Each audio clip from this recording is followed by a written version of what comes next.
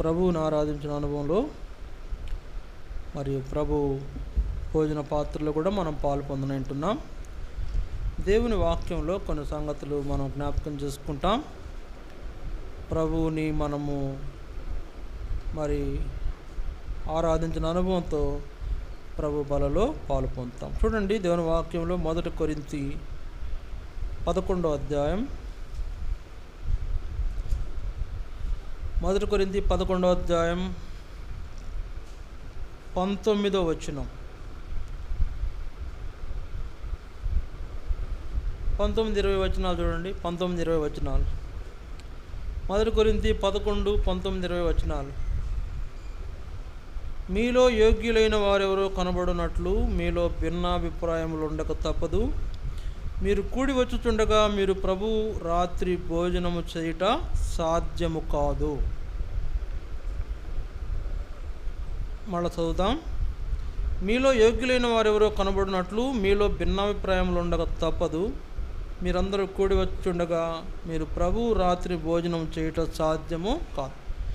దేవుడి మాటల ద్వారా మనతో మాట్లాడి బలలో యోగ్యముగా పాలు పొందినట్లు మనకు సహాయము చేయనుగాక. ఇక్కడ మీలో యోగ్యులైన వారు ఎవరు? మీలో యోగ్యులైన వారు ఎవరు? వాళ్ళే ప్రభు రాత్రి భోజనంలో పాలు పొందగలరు. మీలో యోగ్యులైన వారెవరో పరీక్షించబడాలి. ఎవరు యోగ్యులో వాళ్ళే ప్రభు రాత్రి భోజనములో వాళ్ళు పాలు పొందుతారు. లేకపోతే వాళ్ళు ప్రభు రాత్రి భోజనం చేయడము సాధ్యం కాదని రాయబడి. కాబట్టి యోగ్యత అవసరం. బలలో పాలు పొందాలంటే యోగ్యత అవసరం. అందుకనే అదే 11వ అధ్యాయం 27వ వచనంలో 1 కొరింథీ 11:27, కాబట్టి ఎవడు అయోగ్యముగా ప్రభువు యొక్క రొట్టెను తినునో లేక ఆయన పాత్రలోని త్రాగునో వాడు ప్రభువు యొక్క శరీరమును గూర్చియు రక్తమును గూర్చియు అపరాధి.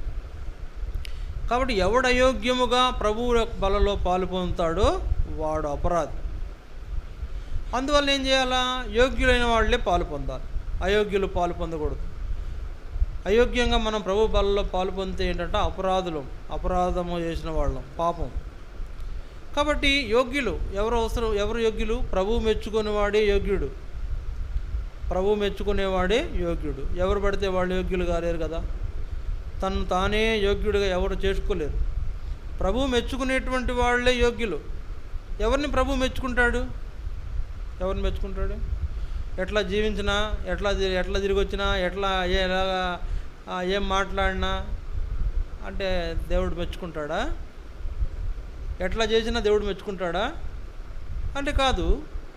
ఎట్లా ఉన్నా దేవుడు మెచ్చుకోడు. యోగ్యమైనటువంటి వాళ్ళనే మెచ్చుకుంటాడు. యోగ్యమైనటువంటి వాళ్ళనే ప్రభు రాత్రి భోజనంలో పాలు పొందేటట్లు చేస్తాడు. కాబట్టి ఎవడు అయోగ్యముగా పాలు పొందలేడండి. ఎవరు అయోగ్యంగా వాళ్ళు పాలు పొందితే ఏంటి? అపరాధులము, అపరాధం చేసిన వాళ్ళం. కాబట్టి అయోగ్యంగా బలలో చేయవేయకూడదు. ఎప్పుడు కూడా గుర్తుపెట్టుకోండి. అదే సమయంలో యోగ్యత కనబడు నిమిత్తమై ఏం చేయాలా? మనం పరీక్షించుకోవాలి, సరి చేసుకోవాలి. మనలో అయోగ్యత ఉంటే తొలగించుకోవాలి. చూడండి, ఎవరు అయోగ్యులు అనే దానికంటే ముందు ఎలాంటి అనుభవాలు ఉన్న వాళ్ళు యోగ్యులో నేను చెప్తాను.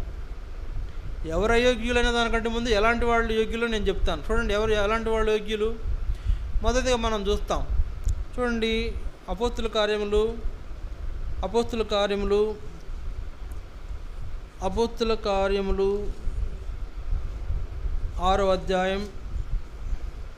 అధ్యాయము 8వ వచనం. అపోస్తుల కార్యములు 6వ అధ్యాయం 8వ వచనం.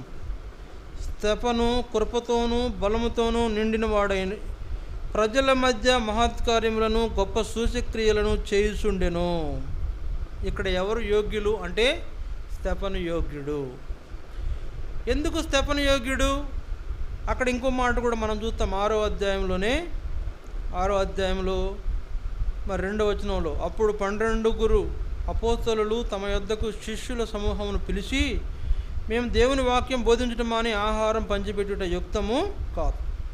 కాబట్టి సహోదరులారా, ఆత్మతోనూ జ్ఞానముతోనూ నిండుకొని మంచి పేరు పొందిన 7 మనుషులను మీలో ఏర్పరచుకొనుడి. మేము వారిని ఈ పనికి నియమించము. మనుషులు యోగ్యులు కావాలంట. యోగ్యులైన మనుషులు కావాలి, పేరు పొందిన మనుషులు కావాలి, ఆత్మతోనూ జ్ఞానంతో నిండుకున్న మనుషులు కావాలి. అలాంటి వాళ్ళని మీరు ఎన్నుకోండి అంటే 7 ఎన్నుకున్నారు. వీళ్ళు 7 ఎన్నుకున్నారు. ఈ ఏడుగురిలో మరి ఒక వ్యక్తి ఉన్నాడు. మొట్టమొదటి అంటే 7గురిలో మొదటివాడు స్తెఫను. అతను దేవుని ఆత్మ చేత నింపబడి బలపరచబడ్డాడంట. బలపరచబడి ప్రజల మధ్యన మహత్కార్యములు, గొప్ప సూచక్రియలను చేస్తున్నాడంట. కనుక దేవుని ఆత్మ చేత నింపబడిన వాళ్ళు యోగ్యులు. ఎవరు యోగ్యులు? దేవుని ఆత్మ చేత నింపబడిన వాళ్ళు. నింపబడ్డామా? దేవుని ఆత్మ చేత నింపబడినామా? దేవుని ఆత్మ చేత నింపబడి కృపతోనూ బలముతోనూ నిండిన వాడై ప్రజల మధ్యన గొప్ప మహత్కార్యములు, సూచక్రియలు చేసేటువంటి వాడు ఉండాలి. దేవుని యొక్క కృప, బలము లేదా దేవుని ఆత్మ చేత మనం నింపబడుట అనేది ఎప్పుడైతే మనలో ఉంటుందో అప్పుడే మనం యోగ్యులం. అందుకని 10వ వచనం చూడండి. 10వ వచనం, మాట్లాడుట యందు అతడు అగుపరిచిన జ్ఞానమును అతన్ని ప్రేరేపించిన ఆత్మను వారు ఎదిరించలేకపోయినారంట. మాట్లాడుట యందు అతడు అగుపరిచిన జ్ఞానము అతన్ని ప్రేరేపించిన ఆత్మ చేత ప్రేరేపించబడుతూ ఉన్నాడు. ఇతడు ఎక్కడ పరిచర్య చేస్తున్నాడు? బల్ల దగ్గర పరిచర్య చేస్తున్నాడు.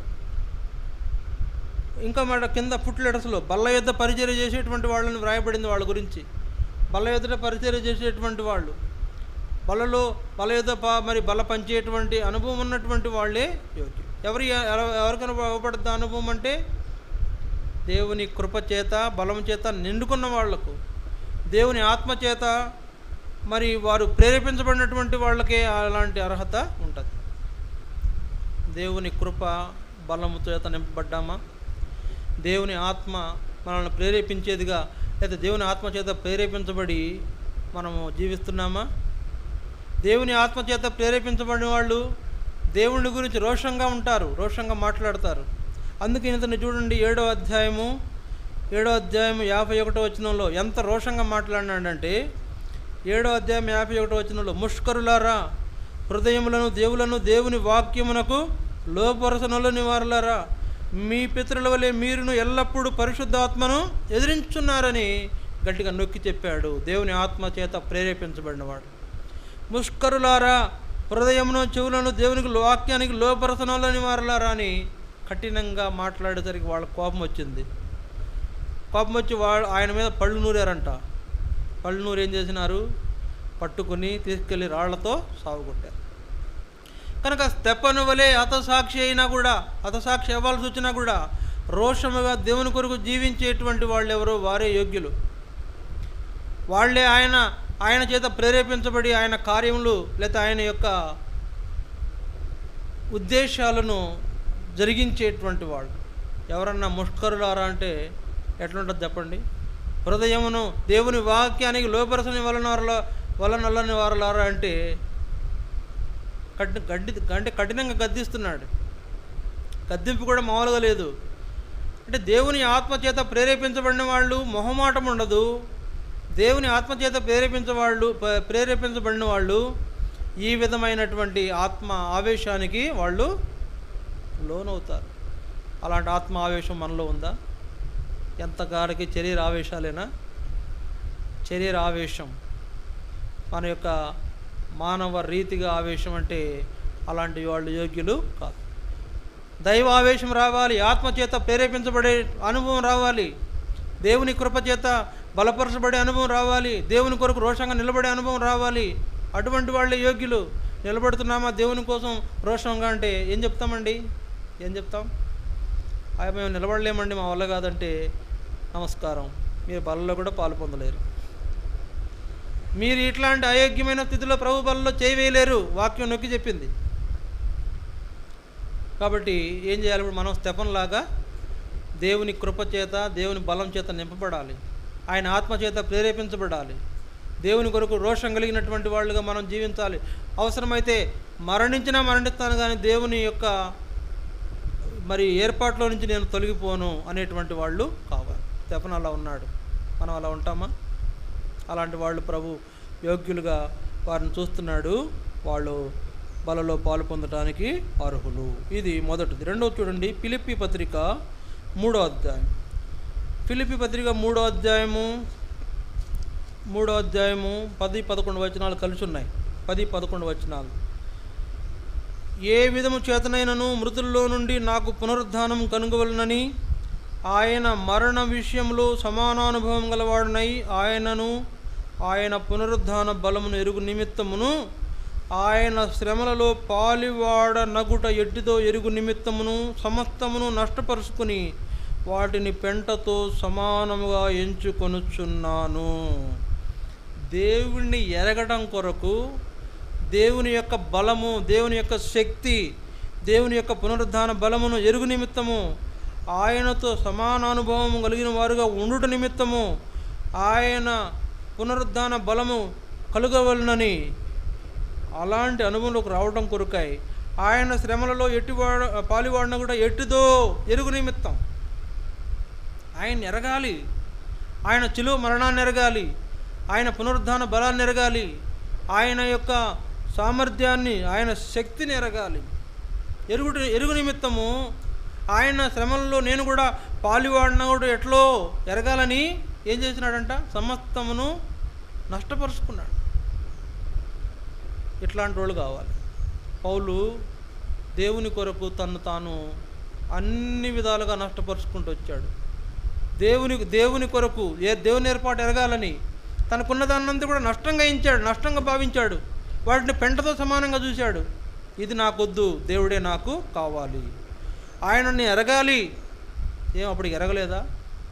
ఇది ఇంకా ఎరగాలి, ఆయన శక్తి ఎరగాలి, ఆయన పునరుద్ధాన బలం ఎరగాలి, ఆయనతో నేను ఆయనతో నేను పాలివాడిని అవుతాను, ఎట్లా అవుతానో ఎరగాలి, ఆయనతో నేను ఎలాగా కలిసి జీవించగలను ఎరగాలి. ఎరిగావా? ఆయనతో ఎలా కలిసి జీవించాలో ఎరిగావా?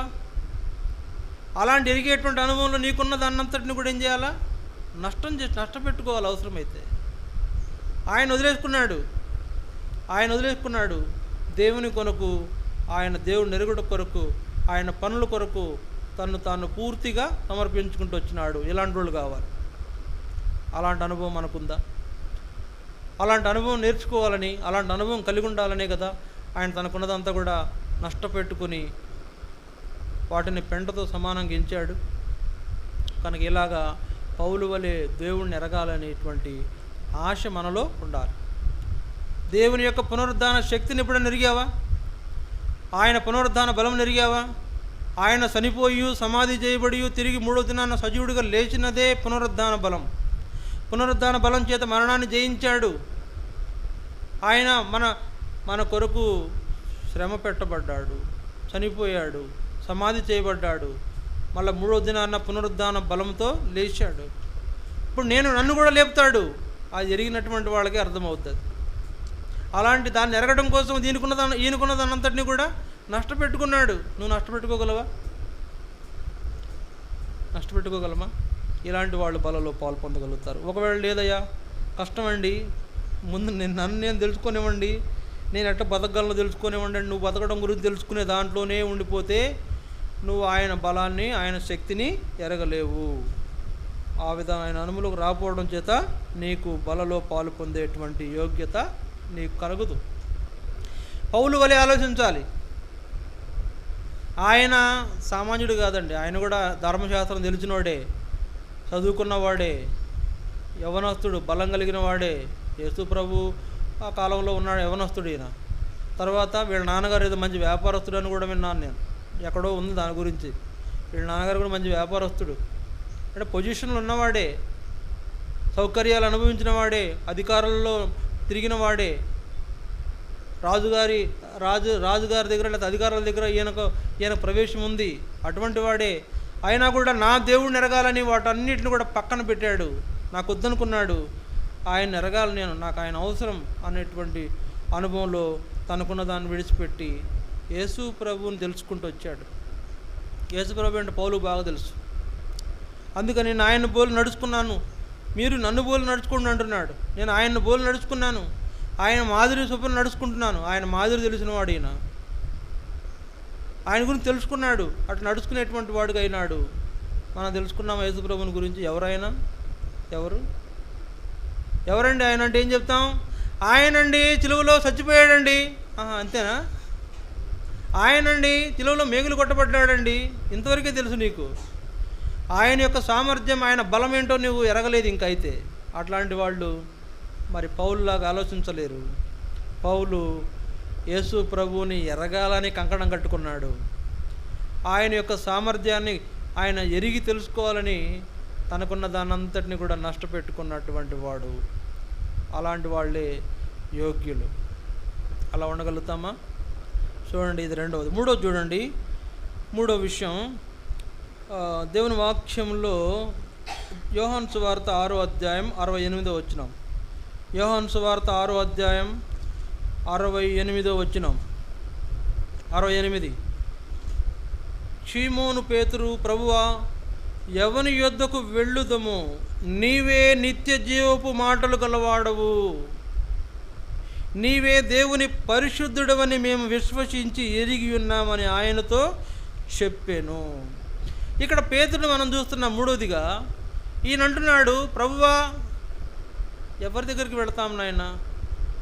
నీవే నిత్య జీవము గలవాడవు, నీవే పరిశుద్ధుడవు, నీవు నిత్య జీవాన్నిచ్చే దేవుడవు, నీవు పరిశుద్ధతనిచ్చే దేవుడవు, కనుక మేము నిన్ను విడిచిపెట్టి ఎక్కడికి వెళ్ళము అని పేతురు మాట్లాడుతున్నాడు. ఏ సందర్భంలో? అక్కడ అనేక మంది ఆయన విడిచిపెట్టి వెళ్ళిపోయినారంట. యేసుప్రభుని విడిచిపెట్టి వెళ్ళిపోయారు. అనేక మంది ఆయన వదిలిపెట్టి వెళ్ళిపోయారు. ఎందుకు? యేసుప్రభు అన్నాడంట, నన్ను తిని, అంటే నా శరీరం తిని నా రక్తమును త్రాగువాడే నిత్య జీవం గలవాడంటే, ఇదేంట్రా నాయన ఇట్లా అంటున్నాడు? ఆయన మనం ఎలా చంపి తినగలమో అని అలా చూస్తున్నారంట అవిశ్వాసులు. వాళ్ళ అవిశ్వాసాన్ని బట్టి వాళ్ళు ఏం చేసినారు? ఇది కష్టంగా ఉంది, నిన్ను వెంబడించలేము, నీతో కలిసి మేము కొనసాగలేమని ఆయన విడిచిపెట్టి వెళ్ళిపోయారంట. వీళ్ళని కూడా అడిగారు, లేదు ప్రభు, మీరు కూడా వెళ్ళిపోతారా అంటే, పేతురు కొంచెం తత్రగాలోడే అయినా కూడా తెగించి ఒక మాట అన్నాడు. ఏమన్నాడు? ప్రభువా, ఎవని యొద్దకు వెళుతాము? ఎక్కడికి వెళతాము? నీవే నిత్య జీవ మాటలు గలవాడవు, నీవే దేవుని పరిశుద్ధుడవు, కనుక మేము నిన్ను విడిచిపెట్టము, నిన్ను వెంబడిస్తాము అని యేసు ప్రభువును వెంబడించుట అనే అనుభవంలో ఉన్నాడు పేతురు. ఇప్పుడు ఆయన శిష్యులందరికీ లీడర్ కాబట్టి ఈయన చెప్పిన మాట ప్రకారం వాళ్ళందరూ కూడా అంటే మిగిలిన శిష్యులు 12 మందిలో మిగిలిన శిష్యులందరూ కూడా పేతురుని బట్టి యేసు ప్రభువును వెంబడించారు. పేతురు ఎరిగినాడు, అయ్యా నీవు నిత్య జీవం గలవాడవు, నీ మాటల్లో నిత్య జీవం ఉంది, నీ మాటల్లో పరిశుద్ధత ఉంది, నీ మాటల్లో మేము ఎలా నడుచుకోవాలనేటువంటి విషయాలు ఉన్నాయి, నీ మాటల్లో మేము పరలోకపు తండ్రిని ఎరిగితే అంటే ఏంటో నీ మాటలు మాకు తెలియజేస్తున్నాయి, మేము పరలోకం ఎట్లా చేరుకోగలమో నీ మాటలు తెలియజేస్తున్నాయి, మేము ఎలా జీవించాలో నీ మాటలు మాకు తెలియజేస్తున్నాయి, మాకు బ్రతుకు బ్రతుకుడు నేర్పించిందే నీవు, మేము ఎక్కడికి వెళ్ళాలి, ఎక్కడికి వెళ్తాం, మేము ఎక్కడికి వెళ్ళము, నీతోనే ఉంటాము అని చెప్పాడు పేతురు. ఉంటామా వెళ్తామా? మనమైతే ఉంటామా వెళ్తామా? ఈయనైతే ఎలా తేడాగా ఉన్నాడండి అని వెళ్ళిపోయారు కొంతమంది. అప్పటికే ఈయన కొంచెం తేడాగా ఉన్నాడు, ఈయన లాభాలా, ఈయన పట్టుకుంటే మనము మనకి ఏ ప్రయోజనం ఉండదు అని కొంతమంది అప్పటికే వెళ్ళిపోయినారు. కానీ పేతురు అన్నాడు, మేము నీతోనే ఉంటాం, మేము నిన్నే వెంబడిస్తాం. ఇలా ఉంటున్న వాళ్ళే యోగ్యులు, వాళ్ళనే ప్రభు మెచ్చుకుంటాడు. అలా ఉంటున్నామా? లేకపోతే చిన్న సంవత్సరంగానే వెనక్కి తిరిగి వెళ్ళిపోతున్నామా? దేవునికి దూరం అయిపోతున్నామా? మందిరానికి దూరం అయిపోతున్నామా? ఆరాధనను నిర్లక్ష్యం చేస్తున్నామా? దేవుని ఏర్పాట్లు జీవించడానికి వెనకాడుతున్నామా? ఏమొచ్చినా సరే ప్రభువా నువ్వే పా, నీతో మేముంటామని పేతురులా చెప్పగలమా? అలాంటి వాళ్ళలో పాలు పొందడానికి యోగ్యులు. ఇది 3వ అనుభవం. 4వ చూడండి, రోమా 16వ అధ్యాయం. రోమా 16వ అధ్యాయం 3-4 వచనాలు చూడండి. రోమా 16వ అధ్యాయం 3-4 వచనాలు. క్రీస్తు యేసునందు నా జత పని వారైన ప్రిస్కిల్లకును అగులకును నా వందనములు చెప్పుడి. వారు నా ప్రాణము కొరకు తమ ప్రాణములను ఇచ్చుటకైనను తెగించిరి. నా ప్రాణము కొరకు వారి ప్రాణములు ఇచ్చుటకైనను తెగించిరి. కనుక నా ప్రాణము నిమిత్తం వారి ప్రాణాలు ఇవ్వడానికి సిద్ధపడ్డారు అనంటే ఎవరిస్తారండి ప్రాణం? ఎవరిస్తారు? నా ప్రాణం కొరకు వారి ప్రాణం అడ్డు వేసిన వారు ఉన్నారు. అంటే ఈయనకి ఏదో ఆపద వచ్చింది, వాళ్ళు అన్నా మేము కూడా ఉన్నాం, నువ్వేం భయపడవద్దు, మేము కూడా ఉన్నామని ఆయన పక్కన నిలిచారంట. ఎవరి పక్కన? పౌలు పక్కన. కనుక దేవుని సేవకులతో కలిసి ఈ విధంగా అవసరమైతే మేము ఉన్నాం, ఈ పనిలో మేమున్నాం, మేము సహకరిస్తాం, మేము కూడా అవసరమైతే ఈ పని చేస్తాం అని. అంటే ఎలాంటి పరిస్థితి అయినా కూడా ఆ పని చేసేటువంటి వాళ్ళు ఉన్నారు. అకుల ప్రిస్కిల్లా ప్రాణం పోయే పరిస్థితి వచ్చిందంటే ఈయనకు, మేమున్నాం, నీ ప్రాణానికి మా ప్రాణం అడ్డు అన్నారంట వాళ్ళు. అంటున్నామా లేదా? అంటున్నామా లేదా? దేవుని యొక్క పనుల కొరకు, దేవుని యొక్క పనుల కొరకు దేవుని దాసులైన వారు ప్రయాసపడుతున్నప్పుడు ఆ ప్రయాసంలో నీ భాగం ఎంత? నువ్వెంతగా ప్రయాసపడుతున్నావు? నువ్వెంతగా సహకరిస్తున్నావు? నువ్వెంతగా అవసరమైతే ప్రాణానికి ప్రాణము అడ్డేటకైనా సిద్ధంగా ఉన్నావు? ఇలాంటి వాళ్ళే యోగ్యులు. ఆయన సిఫారసు చేస్తున్నాడు, అకుల ప్రిస్కిల్లాను మీరు మర్చిపోవద్దు. వాళ్ళు నాకెంతో సహకారులు, నా జత పని వాళ్ళు. నాతో నేను ఎక్కడికి పోయినా వాళ్ళు వచ్చారు. నేను ఎక్కడైనా కష్టంలో ఉంటే వాళ్ళు కూడా వచ్చి ఆ కష్టంలో వాళ్ళు కూడా పాలు పొందారు. పాలు పొందుతున్నామా? వాళ్ళు కావాలి. కానీ ఈ రోజుల్లో కష్టమే, పాలు పొందలేకపోతున్నాం. అలాంటి అయోగ్యత మనలో ఉండింది, సరి చేసుకోవాలి, క్షమాపణ కోరుకుని దేవుని. చూడండి ఎంత ఎండలు, దేవుని పని ఉంది, పలానా ఒక పేషెంట్ ఉన్నాడంటే ప్రార్థన చేద్దాం రండి అని అంటే వస్తారా ఎవరన్నా? మందిరం అయిన తర్వాత ఒక పేషెంట్ ప్రార్థన చేద్దాం రండి అంటే, అన్న చాలా కష్టము, ఇప్పుడు ఎండలో మేము రాలేమయ్యా, మమ్మల్ని వదిలిపెట్టేసారి ఇంటికి వెళ్ళిపోతామే. కానీ ఎంత ఎండైనా భారమైనా దూరమైనా దేవుని సేవకునితో జతగా కలిసి పనిచేస్తున్నారంట అకుల ప్రిస్కిల్లా. భార్యాభర్తలు. మరి మనము చేస్తున్నామా? అలాంటి వాళ్ళు యోగ్యులు, అలాంటి వాళ్ళే యోగ్యులు. చూడండి ఇంకొకటి చివరిగా నేను చూసి ముగిస్తాను, మనం త్వరగా ముగించుకోవాలి. మరి అదే రోమాపత్రిక 16వ అధ్యాయం. రోమాపత్రిక 16వ అధ్యాయం 1-2 వచనాలు. రోమా 16:1-2 వచనాలు. కెంక్రయలో ఉన్న సంఘ పరిచారకురాలకు పీవే అను మన సహోదరిని పరిశుద్ధులకు తగినట్టుగా ప్రభువునందు చేర్చుకుని ఆమెకు మీ వలన కావలసినది ఏదైనా ఉన్న ఎడల సహాయము చేయవలనని ఆమెను గూర్చి నేను మీకు సిఫారసు చేస్తున్నాను. ఆమె అనేకులకును నాకును సహాయురాలై ఉండెను. సంఘ పరిచారకురాలకు పీవే. మన దగ్గర ఈ అకుల ప్రిస్కిల్లా లేరు ఈరోజు, ఈ పీవేలు లేరు. ఈ అకుల ప్రిస్కిల్లాలు కావాలా, ఈ పీవేలు కావాలా, ఈ పేతురు లాంటి వాళ్ళు కావాలా, ఈ పౌలు లాంటి వాళ్ళు కావాలా, ఈ స్టెఫన్ లాంటి వాళ్ళు కావాలా? అటు వాళ్ళే యోగ్యులు, అటు వాళ్ళే ఆయన యొక్క బలలో చేయవేయడానికి తగిన వాళ్ళు. ఇప్పుడు పీపీ అనేటువంటి సంఘ పరిచారకురాలు, సంఘంలో పరిచర్య చేసే వ్యక్తి, సంఘ పరిచర్యలో బాధ్యతగా ఉండే వ్యక్తి. అంటే చూడండి ఏమంట ఆయన గురించి, ఆమె గురించి ఆయన చెప్తా ఉన్నాడు, ఆమె అనేకులకును నాకును సహాయురాలై ఉండెను. అనేకులకును నాకును, దేవుని సేవకునికి, దేవుని మందిరంలో ఉన్న విశ్వాసులకు కూడా సహాయం చేసే పీబీ లాంటి వాళ్ళు కావాలి. ఉన్నారా? ఇలాంటి వాళ్ళే తగిన వాళ్ళు, ఇలాంటి వాళ్ళని ప్రభు మెచ్చుకుంటాడు. ఇక్కడ సిఫారసు చేస్తున్నాడు పౌలు గారు. ఆమె చాలా సహాయకురాలు, ఆమె చాలా సహాయపడింది. సంఘ పరిచర్యలో ఎంతో బాధ్యతలుంటాయి, ఎన్నో పనులుంటాయి, ఎన్నో ఒత్తిళ్ళుంటాయి, ఎంతో భారమైన పని అది. ఆ పనిలో ఇదిగో బ్రదర్ నేనున్నాను, నేను కూడా ఈ పనిలో నేను కూడా ఉంటాను అని ఆ పనుల్లో పాలు పొందే సహకారులుగా, సహాయకులుగా, సంఘ పరిచారకులుగా మనం ఉండాలని దేవుడు కోరుతున్నాడు. అలాంటి పీబీ లాంటి వాళ్ళకి మనం ఉండగలుగుతామా? ఉండలేమా? బలలో పాలు పొందబాకండి దయచేసి. అలా ఉండలేకపోతే బలలో చేయవేయద్దు. మొన్న మీటింగ్ జరిగింది పోయిన ఆదివారం, పాత్రలు కడగమన్నాం, పాత్రలు కడిగారు. నిన్నైతే చదువుతూ ఉంటే ఆమె చెప్తుంది, ఏమని చెప్తుందంటే శుభ్రంగా కడగలేదంట, మళ్ళీ కడగాల అంది. రేపు నువ్వు కనుక మళ్ళీ గడగమని పెట్టావనుకో, వాళ్ళు నన్ను కూడా చీపురు తిరిగి తొంతారమ్మా, వద్దులే ఇంకోసారి చూసుకుందామని చెప్పాను. ఎందుకు? పీబీ లాంటి సంఘ పరిచారకులుగా ఉండలేకపోతున్నాం. అకుల ప్రిస్కిల్లాగా దేవుని యొక్క పరిచర్యలో సహాయకులుగా ఉండలేని పరిస్థితుల్లో ఉంటున్నాం. పర్వాలేదులే, రేపు వాళ్ళు మనవాళ్ళు చేసేస్తారులే అని చెప్పలేని పరిస్థితి ఉంది.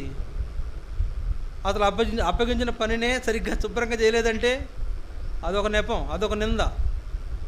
ఇప్పుడు మళ్ళీ ఏదైనా చెప్పాలన్నా కూడా సమస్యే. ఎందుకు? పీబీ మనస్తత్వం లేదు, అకుల ప్రిస్కిల్ల మనస్తత్వం లేదు.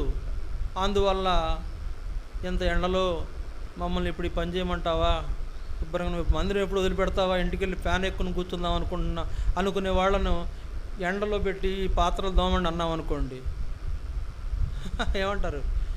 అవసరమైతే నువ్వు మందిరానికైనా రావడం మానేస్తాం, కానీ ఇప్పుడు మీ పాత్రలు తోమనే తోమం. ఎందుకు? కారణం కూడా ఉందిలేండి, ఎండ తీవ్రత. ఇదే ఎండ తీవ్రతలో ఇదే టైంలో నేను ప్రార్థన చేస్తూ వచ్చినాం. మేము ఇక్కడ చెమటలు, కరెంట్ లేదు, చెమటలు దారులు గారిపోతూ వచ్చినాయి, చెమటలు స్నానం చేసినట్టు గారితో వచ్చినాయి. ఇదే ఎండలో ప్రార్థన చేస్తూ వచ్చినాం. అప్పుడు ఒక వృద్ధురాలైనటువంటి ఒక సహోదరి ప్రార్థన చేద్దాం రయ్య కూర్చొని ప్రార్థన చేసిన సహాయకురాలు, సంఘ పరిచారకురాలులాగా మనం ఉండగలమా? ఏమి వృద్ధురాలేగా, ఆమె కూడా ఆయాసం వస్తుందిగా, ఆమె కూడా చెమటలు పడతాయిగా, అయినా కూడా అట్లా అనుకోలేదే. చేద్దామయ్యా, ప్రార్థన చేద్దాం అని ప్రార్థనలో మాతో పాటు మోకరించినటువంటి ఒక సహాయకురాలుగా నీవు ఉండగలవా అంటే ఏమని చెప్తాం? ఉండగలనని చెప్తామా? మా వల్ల కాదని చెప్తామా?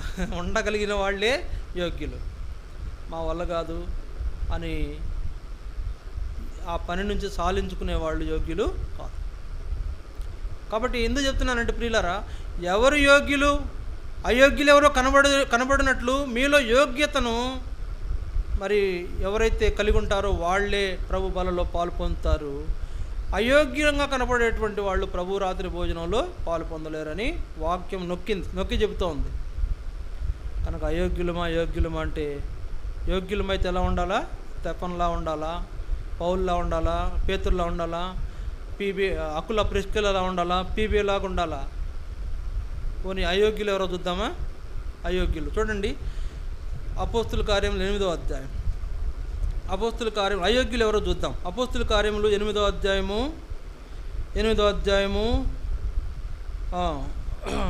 17వ వచనం నుంచి చదువుతున్నాను. 8:17 నుంచి. అప్పుడు పేతురును యోహానును వారి మీద చేతులుంచగా వారు పరిశుద్ధాత్మను పొందిరి.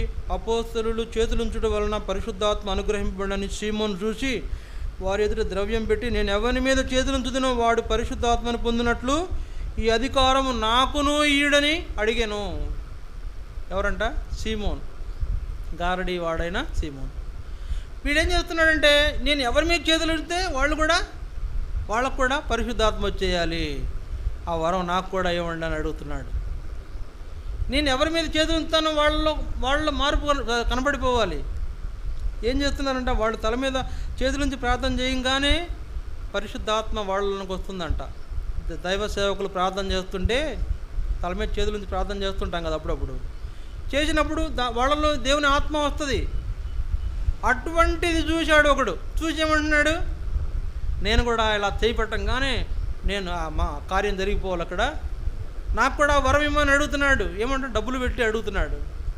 పేతురు ఏమన్నాడంటే 20వ వచనం, అందుకు పేతురు, నీవు ద్రవ్యం ఇచ్చి దేవుని వరం సంపాదించుకుందునని తలంచుకున్నందున నీ వెండి నీతో కూడా నశించును, నీ హృదయము దేవుని ఎదుట సరి అయినది కాదు కనుక ఈ కార్యమందు నీకు పాలు పంపులు లేవు. గారడి వాడైన సీమోను దేవుని యొక్క శక్తిని డబ్బులు పెట్టి కొందాం అనుకున్నాడట. అందుకే నీ హృదయం దేవుని ఎదుట సరైనదిగా లేదు కనుక ఈ కార్యమందు నీకు పాలు పంపులు లేవు. ఎట్లా వస్తుందండి? దేవుని శక్తి వస్తుంది. ఎట్లా వస్తుంది? మనం ఆత్మీయంగా జీవించాలి, స్టెఫన్లాగా ఆత్మచేత నింపబడాలి, పౌలు చేత దేవుని శక్తిని తెలుసుకునేటువంటి వాళ్ళం ఉండాలి, పేతురు వలె ఆయనను విడిచిపెట్టక వెంబడించేటువంటి అనుభవాలు ఉండాలి, అకుల ప్రిస్కిల్లలాగా అవసరమైతే ఆయన పనిలో ప్రాణాలు అర్పించుటకైనటువంటి తెగించిన వాళ్ళై ఉండాలి, పీబీలాగా సంఘ పరిచర్యలో సహాయకులుగా ఉండేటువంటి వాళ్ళు ఎవరుంటారో వాళ్ళకి ఆటోమేటిక్గా దేవుని వరాలు వచ్చేస్తాయి. కానీ ఇతను ఏం చేసినాడంట, కొనుక్కుందామని చూశాడు. డబ్బులు పెట్టి కొందామని చూస్తారు కొందరు. దేవుని యొక్క కార్యమును జరిగించబడటం అనేది ఆత్మచేతనే కానీ, ఆత్మచేత నింపబడినప్పుడే కానీ డబ్బుల చేత కాదు. కాబట్టి డబ్బుల చేత కొందాం అనుకున్నాడు. పేతురు అన్నాడు, నీ హృదయం దేవుని ఎదుట సరి అయింది కాదు, కాబట్టి నువ్వు ఈ బలలో చేయవేయలేవు. అట్లా ఉంటున్నామా? గారడీ వాడైన సీమోను గారడీ చేస్తాడు. గారడీ చేయడం అంటే మాయలు చేసి, మాయలు చూపించి డబ్బులు కాజేయటం, జనాల దగ్గర డబ్బులు వసూలు చేయటం. కానీ ఇలాంటి ఒక గారడీ చేసేటువంటి వాడు దేవుని శక్తిని డబ్బులతో కొందామనుకున్నాడు. దేవుని ఎదుట తన హృదయంలో సరైన స్థానం దేవునికి ఇవ్వలేకపోతూ వచ్చినాడు. పాలు పంపులు పోగొట్టుకుంటూ వచ్చినాడు. కనుక అలాంటి వాళ్ళుగా మనం ఉంటామా? పాలు పంపులు ఉండం. చూడండి, ఇది ఒకటి. రెండో చూడండి, అదే అపోస్తుల కార్యములు 5వ అధ్యాయం. అదే అపోస్తుల కార్యములు 5వ అధ్యాయము మొదటి వచనం చూడండి. అననీయ అని ఒక మనుషుడు తన భార్య అయిన సప్పీరతో కలిసి ఏకమై పొలం అమ్మెను. భార్య ఎరుకనే వాడు దాని వెలలో కొంత దాసుకొని కొంత తెచ్చి అపోస్తుల పాదముల యొద్ద పెట్టెను. అప్పుడు పేతురు, అననీయ, నీ భూమి వెలలో కొంత దాచుకొని పరిశుద్ధాత్మను మోసపుచ్చుటకు సాతాను ఎందుకు నీ హృదయమును ప్రేరేపించెను? సాతాను చేత ప్రేరేపించబడుతున్నటువంటి వాడి అననీయ. సరే, 4వ వచనం. అది నీ యొద్ద ఉన్నప్పుడు నీదే కదా, అమ్మిన పిమ్మట అది నీ వశమై ఉండలేదా? ఎందుకు ఈ సంగతి నీ హృదయంలో ఉద్దేశించుకున్నావు? నీవు మనుషులతో కాదు దేవునితో అబద్ధమాడుతున్నావు. నీవు మనుషులతో కాదు దేవునితోనే అబద్ధమాడావు. చూచారా? ఇలా ఉంటారు కొందరు, ఇలా ఉంటారు. ఇప్పుడు నీదే కాదని ఎవరన్నా, నీదే, అది నీ దగ్గర ఉన్నంతసేపు నీదే. కానీ దేవునికి ఇవ్వాలనుకున్నప్పుడు దేవునిదే, అది నీకు నీది కాదు. కానీ దాంట్లో కొంత తగ్గించాలనుకున్నావు, చూసావా, అది దేవుణ్ణే నువ్వు మోసపుచ్చావు. ఇలాంటి వాళ్ళు ఉన్నారు. హృదయంలో ప్రేరేపించబడ్డాడంట, కొంత దాచుకుందాం, దేవునికి ఇచ్చే భాగంలో కొంత దాచుకుందామని ఆలోచిస్తున్నావా? సరే, అక్కడ అంటున్నాడు 5వ వచనం, చాలా గందరగోళంగా ఉంది అక్కడ. అంటే చదివితే భయం పుడుతుంది అనమాట. 5వ వచనం. అననీయ ఈ మాటలు వినగానే పడి ప్రాణం విడవగా. మాటలు వినగానే అతనికి ఏమొచ్చిందంట? మరణం వచ్చేసింది. దేవునితో విరోధం, దేవునితో అబద్ధం, దేవుణ్ణి మోసగించడం మరణానికి తీసుకువెడుతుంది మనల్ని. కానీ సరే, ఈయనది ఇట్లా క్లోజ్ అయిపోయింది. తర్వాత వచ్చిందంట 7వ వచనంలో, ఇంచుమించు 3 గంటల సేపటికి వాని భార్య జరిగినది జరగక లోపలికి వచ్చిందంట. వాని భార్య జరిగింది జరగక లోపలికి వచ్చింది. అప్పుడు పేతురు, మీరు ఆ భూమిని ఇంతకే అమ్మితరా నాతో చెప్పమని ఆమెను అడిగాను. అందుకు ఆమె, అవును ఇంతకే. అవునయ్యా, నిజమే, మా ఆయన చెప్పింది కరెక్టే. ఏం చెప్పాడు? దేవునితో అబద్ధం చెప్పాడు. ఏం కూడా ఏం చెప్తుంది? అది నిజమే. ఏంటది? ఇంతే, నిజమే, ఇంతకే. అందుకు పేతురు, ప్రభువు యొక్క ఆత్మను శోధించుటకు మీరెందుకు ఏకీభవించితిరి? ప్రభువు ఆత్మను శోధించేటువంటి వాళ్ళు అయోగ్యులు. ప్రభువు దగ్గర అబద్ధాలు చెప్పేవాళ్ళు అయోగ్యులు. ప్రభువుని మోసపుచ్చే వాళ్ళు అయోగ్యులు. వాళ్ళు బలలో చేయలేరు, పాలు పంపులు ఉండవు వాళ్లకు. కాబట్టి ఎందుకు ప్రభువు యొక్క ఆత్మను శోధించుటకు మీరు ఏకీభవించినారు? దేవుణ్ణి శోధించడానికి మనం ఎప్పుడైనా ప్రయత్నం చేస్తామా? చేశారంట వాళ్ళు. ఇదిగో నీ పెనిమిటిని పాతి పెట్టిన వారి పాదములు వాకిడనే ఉన్నవి, వారు నిన్నును మోసుకొని పోవద్దని ఆమెతో చెప్పాను. వెంటనే ఆమె అతని పాదముల యొద్ద పడి ప్రాణము విడిచెను. Chapter close. దేవునికి విరోధంగా, దేవునికి దగ్గర అబద్ధమాడుతూ దేవుని యొక్క ఆత్మను శోధించేటువంటి వాళ్ళైతే, అయోగ్యత సంగతి పక్కన పెట్టండి, చాప్టర్ క్లోజ్, టైంఅవుట్. దేవుని దగ్గర మనం ఏమాత్రం బొంకకూడదు, మోసం చేయకూడదు, అబద్ధం ఆడకూడదు, ఆయనను శోధించకూడదు, ఆయన విరోధంగా ప్రవర్తించకూడదు. అక్కడ యోగ్యత సంగతి ఏమోలే కానీ, అయోగ్యులుగా మారిపోవడం సంగతి ఏమో కానీ, వాళ్ళ చాప్టరే క్లోజ్ అయిపోతుంది. అందుకే చెప్పా భయంకరంగా ఉంటుందని. కనుక అలా ఉంటున్నామా ప్రియులారా ఈ దినాల్లో? దేవుని దగ్గర మనం బొంకే వారికి ఉంటున్నామా? అయోగ్యులము, బలలో చేయవేలేం. కనుక యోగ్యంగా ఉండాలంటే ఎలాంటి అనుభవం ఉండాలా? స్టెఫన్ లాగా ఉండాలా, పౌల్లాగా ఉండాలా, పేతురులాగా ఉండాలా, అకుల ప్రిస్కిలలా ఉండాలా, ఫీబేలాగా ఉండాలా. అయోగ్యులుగా ఉన్నటువంటి వాళ్ళు ఎవరు? గారడి వాడైన సీమోను దేవుని కార్యంలో పాలుపంపులు పోగొట్టుకున్నాడు. అననీయ, సప్పీరా దేవుని ఆత్మను శోధించి వారి ప్రాణాలనే పోగొట్టుకున్నారు. అలాంటి పరిస్థితుల్లో ఒకవేళ మనముంటే నష్టపోతామండి. అందువల్ల దేవుని ఏర్పాట్లు దేవునికి అప్పగించుకొని యోగ్యమైన విధానంలో ప్రభు బలలో పాలు పొందాలనేది దేవుడిచ్చే హెచ్చరిక. ఆ ప్రకారమే మనం ఆయన బలలో పాలు పొందుతాం. మోకరించండి, వాక్యాన్ని ఆధారం చేసుకుంటాం, ప్రభు బలలో చేవేస్తాం.